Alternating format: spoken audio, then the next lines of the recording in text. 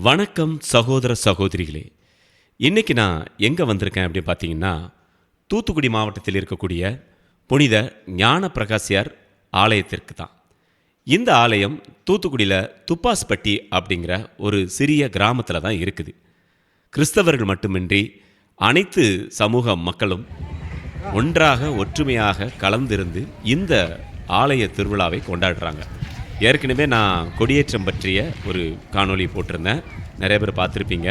அங்கே இருக்கக்கூடிய இந்து சகோதரர்கள் தான் கொடியேற்றத்திற்கான கொடிகளை அவங்களே தயார் செய்து பவனியாக எடுத்து வந்து அதை அருட்தந்தையர் மூலமாக அந்த கொடிகளை ஏற்றினார்கள். அந்த வீடியோ நீங்கள் எல்லாருமே பார்த்துருப்பீங்க. அதைத் தொடர்ந்து 12/7/2026 இந்த நாளில் புனித ஞான பிரகாசியார் ஆலயத்திற்கான திருவிழா மிகச்சிறப்பாக நடைபெற்றது. அருட்தந்தையர்களுடைய திருப்பலியோடு ரொம்ப கோலாகலமாக கொண்டாடப்பட்டது புனித ஞான பிரகாசியார் ஆலய திருவிழா. நான் ஏற்கனவே சொல்லியிருக்கேன், இந்த ஆலயத்துக்கென்று ஒரு பாரம்பரியமான வரலாறும் இருக்கின்றது என்று. தூத்துக்குடி தூய தஸ்னேவிஸ் அன்னை ஆலயம், அதாவது பனிமே மாதா பேராலயத்தில் இருக்கக்கூடிய பனிமே மாதா சுரூபத்தை ஒரு காலத்தில் டச்சுக்காரங்களுக்கு பயந்து இந்த ஆலயத்தில் மறைத்து வைத்திருந்ததா வரலாறு இருக்குது. அந்த சிறப்பான இடமும் இங்கே தான் இருக்கின்றது. ஒவ்வொரு ஆண்டுமே வெளியூரில் இருக்கக்கூடிய அன்னையின் பக்தர்கள் அனைவரும் இந்த ஆலய திருவிழாவில் திரளாக கலந்து கொண்டு ரொம்ப மகிழ்ச்சியாக அன்னையின் அருளையும் புனித ஞான பிரகாசியாரின் அருளையும் பெற்று செல்கின்றார்கள். இன்றைக்கி பாருங்கள், ரொம்ப சிறப்பாக நேற்றுக்கு நைட்டு தான் இந்த சப்பர பவனிலாம் முடிஞ்சிருக்குது. அதை வர சொல்லியிருந்தாங்க, என்னால் அந்த நேரத்துக்கு போக முடியல. ஆனால் இன்றைக்கி திருவிழாவில் கண்டிப்பாக நம்ம கலந்து கொண்டே ஆகணும் அப்படின்னு ஒரு முடிவோடு தான் நான் வந்தேன். வரும்போது நல்ல ஒரு வெயில், உச்சி வெயில் அடிச்சிட்டு இருந்துச்சு. இந்த ஆலயத்திற்கு முன்பாக அழகாக பந்தல்லாம் போட்டு அலங்காரம்லாம் பண்ணி நல்ல ஒரு கிராண்டான ஒரு மாஸ் நடந்துட்டு இருந்தது. நம்ம வெள்ளப்பட்டியினுடைய பங்கு தந்தை அவர்கள் தான் இந்த ஆலயத்தையும் பார்த்துட்ருக்குறாங்க. இந்த ஆலயத்தினுடைய சிறப்பான ஒரு விஷயம் என்ன பார்த்தீங்கன்னா, அங்கே உள்ள தந்தை தான் இந்த திருவிழாவை முன்னெடுத்து கிராம மக்களோடு ஒருங்கிணைந்து இதை சிறப்பாக நடத்தி முடிச்சிருக்கிறாங்க. இப்போ இன்னொரு ஃபாதர் வந்திருந்தாங்க. அந்த ஃபாதர் இந்த மண்ணின் மைந்தர் அப்படின்னு சொன்னாங்க. அந்த தந்தையுடைய தாயார் இந்த ஊரை சேர்ந்தவர் அப்படிங்கிறது கூடுதல் தகவல். இருவரும் சேர்ந்து இந்த திருவிழா திருப்பலியை மிக சிறப்பாக ஆற்றினார்கள். இங்கே பாருங்கள், மக்கள் எல்லாரும் எவ்வளோ ஒரு சந்தோஷமாக உற்சாகமாக கலந்துக்கிறாங்க.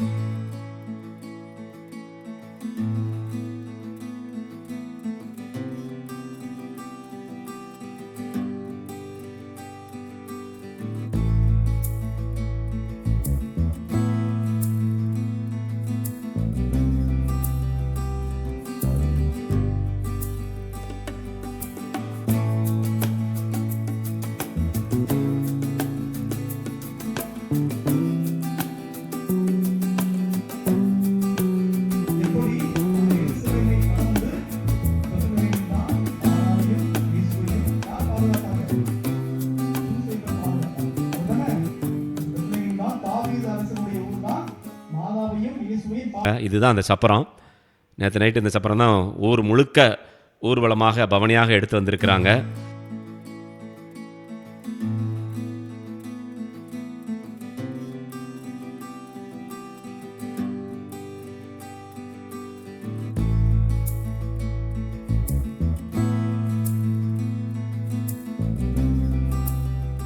இந்த ஆலயத்தில் திருவிழா பூசம் முடிஞ்ச உடனே நல்ல ஒரு சிறப்பான அசனம் போட்டிருந்தாங்க. நல்ல ஒரு வெஜிடபிள் பிரியாணி, கேசரி, அப்புறம் வெங்காயம், எல்லோருக்கும் ஒரு தண்ணி பாட்டில் இதெல்லாம் கொடுத்து ஊர் மக்கள் சார்பாக இந்த அன்னதானம் சிறப்பாக நடைபெற்றது. மக்களே, இது பார்த்திங்கன்னா கிறிஸ்தவர்கள், இந்து மக்கள், முஸ்லீம் சொல்லி எல்லா சமூகத்தினரும் இங்கே ஒற்றுமையாக இருக்கிறாங்க. இந்த மக்கள் அனைவரும் சேர்ந்து ஒன்றிணைந்து தான் இந்த அசனத்தை ஏற்பாடு பண்ணி கொடுத்துருக்குறாங்க. பாருங்கள், எவ்வளோ ஒரு மகிழ்ச்சிகரமான ஒரு விஷயம்ல. எத்தனை பேருக்கு இந்த மாதிரியான ஒரு பாக்கியம் கிடைக்கும். இந்த ஊர் மக்கள் சிறப்பான ஒரு மக்களாக இருக்கிறாங்க பாருங்களேன். அதாவது இறைவனுடைய பக்தியில் ஒன்றிணைந்து மக்களுக்கு நல்லா ஒரு அன்னதானம் கொடுக்கணும் அப்படின்னு ஒரு முடிவு பண்ணி அற்புதமான ஒரு அசனம் போட்டிருக்காங்க பாருங்கள்.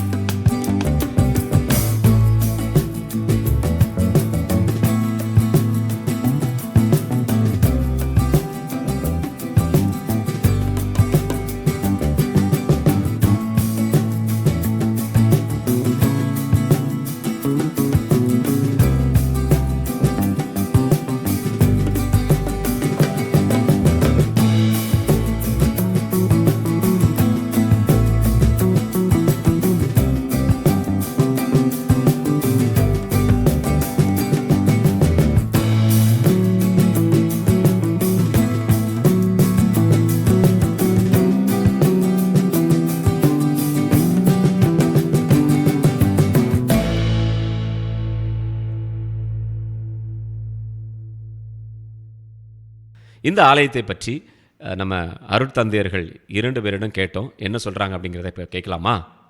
அனைவருக்கும் வணக்கம். துப்பாஸ்பட்டி என்ற இந்த கிராமமானது தூத்துக்குடியிலிருந்து ஏறக்குறைய ஒரு 7 கிலோமீட்டர் தூரத்தில் இருக்கின்றது. புனித ஞான பிரகாசியாரை தங்களுடைய பாதுகாவலராக கொண்டு இந்த பகுதியில் இருக்கின்ற மக்கள் மிகவும் மகிழ்ச்சியாகவும் பாதுகாப்போடும் புனித ஞான பிரகாசியுடைய ஆசீர்வாதத்தோடும் வாழ்ந்து வருகிறார்கள். ஏறக்குறைய இன்றைய நாளில் 459வது ஆண்டு திருவிழாவை நாம் அனைவரும் இணைந்து கொண்டாடுகிறோம்.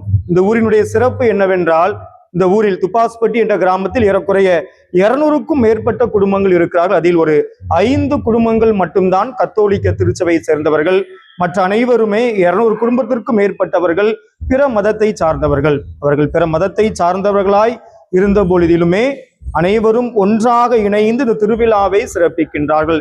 திருவிழா நாட்களில் அனைவருமே தங்களுடைய குடும்பங்களில் ஒரு விழா நடப்பது போல அனைவரும் மகிழ்ந்து ஒன்றாக இணைந்து ஒற்றுமையுடன் சப்பர பவனியிலும் அசனங்களிலும் கொடியேற்ற நிகழ்விலும் மகிழ்ச்சியோடு கொண்டாடி கொண்டிருக்கிறார்கள்.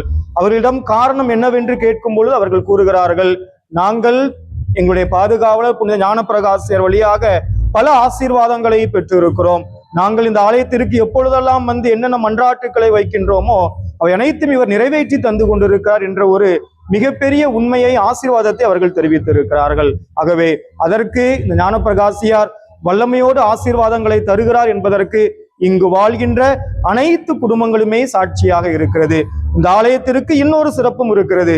என்னவென்றால், நம்முடைய தூத்துக்குடி பனிமய அன்னையினுடைய பேராலயத்தில் இருக்கிற பனிமய அன்னையினுடைய திருச்சிறுபமானது டச்சு புரட்சியின் பொழுது ஏறக்குறைய 6 மாத காலங்கள் நம்முடைய ஆலயத்தினுடைய உட்பகுதியில் பீடத்திற்கு பின்னால் வைக்கப்பட்டிருந்தது. அந்த மிகப்பெரிய சிறப்பையும் நம்முடைய ஆலயமானது பெற்றிருக்கிறது என்பது மிகவும் சிறப்புக்குரியது. ஆகவே இங்கு வருகின்ற மக்கள் அது எந்த ஊரை சார்ந்த மக்களாக இருந்தாலும் பரவாயில்லை, எந்த மதத்தை சார்ந்த மக்களாக இருந்தாலும் பரவாயில்லை, நம்பிக்கையோடு வருகிறார்கள்.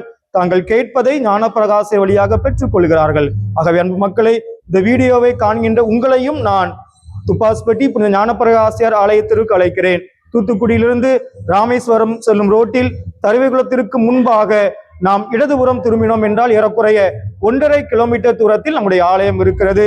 ஆலயத்திற்கு வாருங்கள், ஞான பிரகாசம் உங்கள் தேவைகளை எடுத்துரையுங்கள். நமக்காக பரிந்து பேசி அனைத்து ஆசீர்வாதங்களையும் பெற்றுத் தருவார். அனைவருக்குமே புனித ஞான பிரகாசியாரின் திருவிழா நல்வாழ்த்துக்களையும் ஞான பிரகாசியாரின் ஆசீர்வாதம் உங்களோடு எப்பொழுதும் இருக்கும்படியாகவும் நாங்கள் உங்களுக்காக தொடர்ந்து மன்றாடுகிறோம். நன்றி.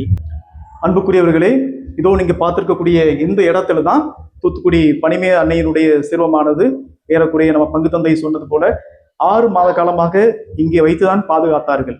ஆக இந்த தச்சு புரட்சியின் பொழுது அந்த புரட்சியாளர்கள் ஏறக்குறைய 1658ஆம் ஆண்டு தான் போர்ச்சுகீசியர் கையில இருந்து அந்த டச்சுக்காரர்கள் தூத்துக்குடி கைப்பற்றுறாங்க.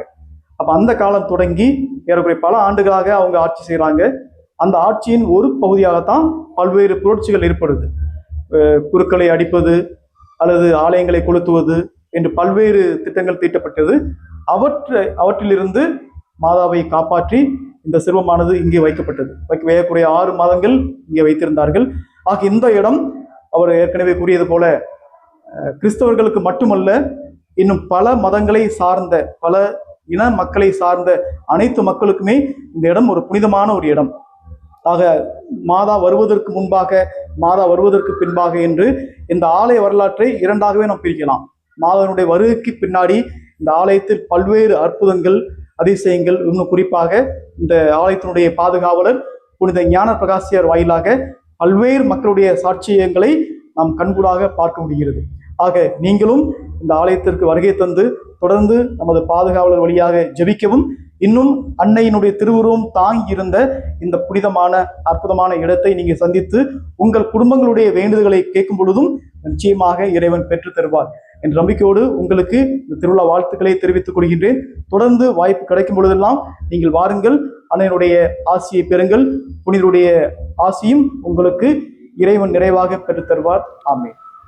பாருங்க நண்பர்களே, ரொம்ப சிறப்பாக நடைபெற்ற புனித ஞான பிரகாசியார் ஆலய திருவிழா தூத்துக்குடி மாவட்டம் துப்பாஸ்பட்டியில் இருக்குது. இந்த ஆலயத்திற்கு நீங்கள் ஒரு முறை வந்து பாருங்கள். அன்னையினுடைய திருச்சிறுபம் இந்த இடத்துல தான் மறைத்து வைத்திருக்கின்றார்கள். கிட்டத்தட்ட 450 வருடங்களுக்கு முன்பாக அவ்வளோ வருஷமாக வந்து திருவிழாவும் எடுத்துகிட்டு வர்றாங்க பாருங்கள் இந்த மக்கள்லாம். எப்படி இருந்திருக்கும்ல பழைய காலத்துலலாம்.